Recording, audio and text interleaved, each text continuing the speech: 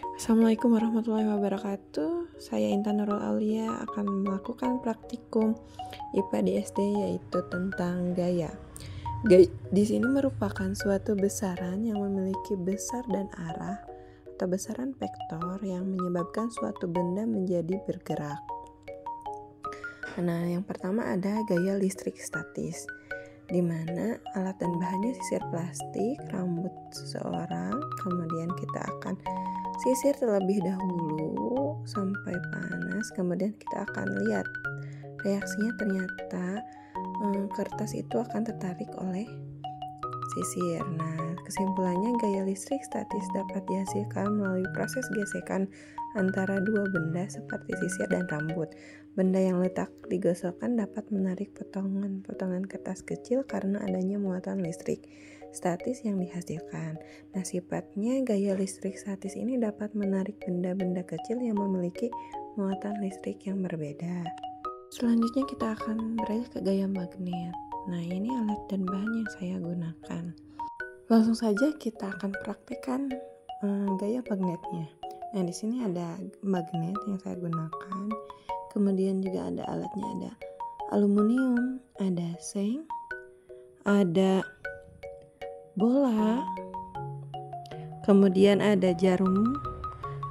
Nah, ini jarumnya, kemudian ada plastik dan juga kertas, atau ini buku kecil ya. Selanjutnya kita akan uji coba ke benda apakah yang akan terjadi tarik menarik. Nah, pada aluminium ternyata tidak ada gaya magnetnya.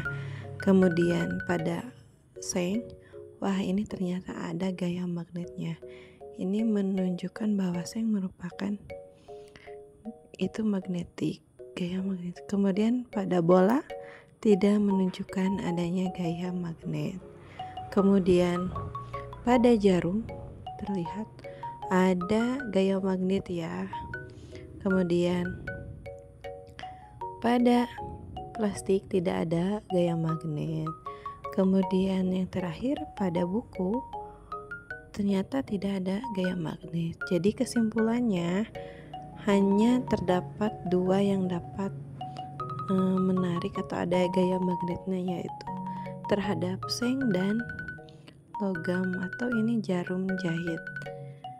Selanjutnya, dan ini kesimpulan untuk gaya magnet. Selanjutnya kita ke gaya gesek. Nah, ini adalah alat dan bahannya. Tujuan dari percobaan ini untuk memahami gaya gesek. Gaya gesek sendiri adalah gaya yang berarah melawan gerak benda atau arah kecenderungan benda akan bergerak. Ini saya menggunakan neraca pegas dan balok kayu.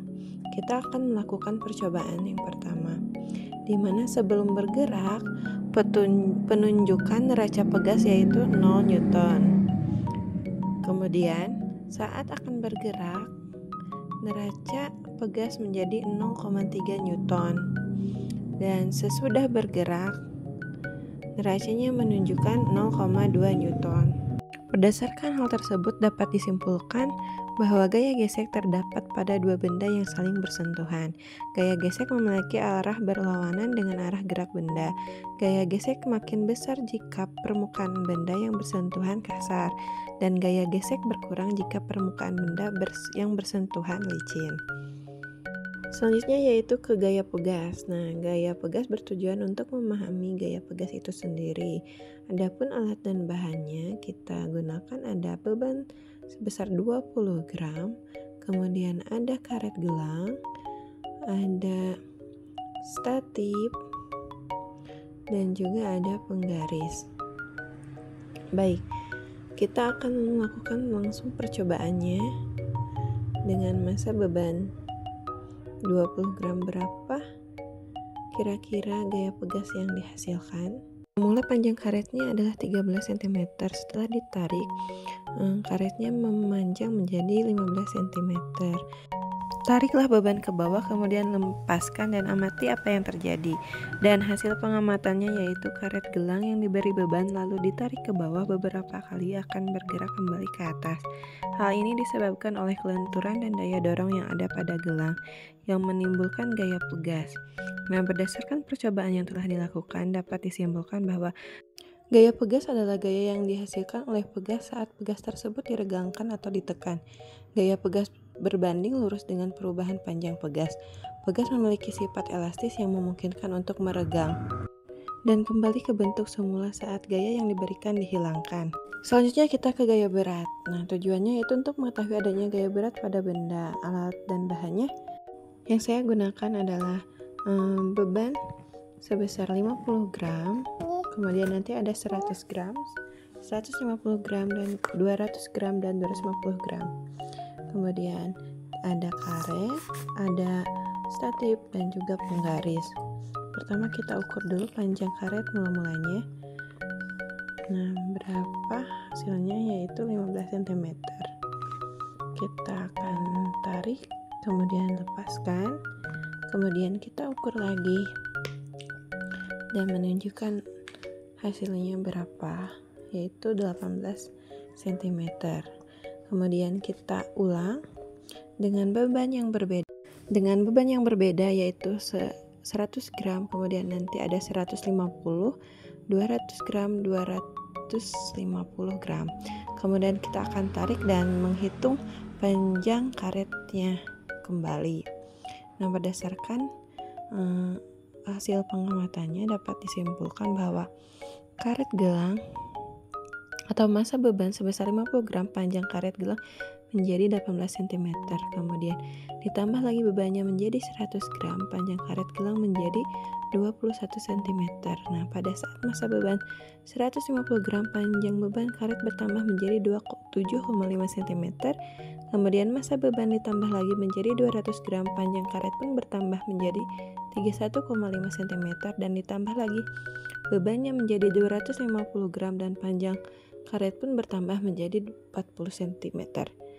Ini menunjukkan bahwa ketika beban yang digantungkan pada karet gelang, gaya gravitasi yang bekerja pada beban tersebut menarik karet gelang ke bawah, menyebabkan karet gelang meregang. Oleh karena itu, semakin besar beban yang digantungkan, semakin panjang karet gelang akan meregang hingga mencapai keseimbangan antara gaya gravitasi dan gaya elastis karet gelang. Baik, selanjutnya kita ke perpaduan gaya. Adapun alat dan bahannya adalah kereta. Nah, di sini saya mau menggunakan 2 neraca pegas dan 1 kereta. Selanjutnya kita akan kaitkan terlebih dahulu ke dalam keretanya, kedua-duanya. Nah, ada yang sebelah kanan saya yaitu Newton 1 dan sebelah kiri saya 2 Newton 2. Adapun hasilnya yang pertama adalah Newton ke-1 ada 0,5 dan Newton kedua ada 1,0. Kemudian pada percobaan kedua yaitu Newton 1 yaitu 0,7 dan Newton 2 1,3. Kemudian yang ketiga Newton 1 1,5 dan Newton 2 1,5. Dan pada keempat Newton 1 1,7 dan Newton 2 2,6. Dan percobaan kelima Newton 1 2,0 dan Newton 2 2,5. Hingga kesimpulannya adalah perpaduan gaya adalah proses menggabungkan 2 atau lebih gaya yang bekerja pada suatu benda untuk menghasilkan gaya resultan. Nah, gaya resultan ini adalah gaya yang dihasilkan dari perpaduan 2 atau lebih gaya yang bekerja pada suatu benda. Terima kasih, mohon maaf bila ada kesalahan dalam video ini.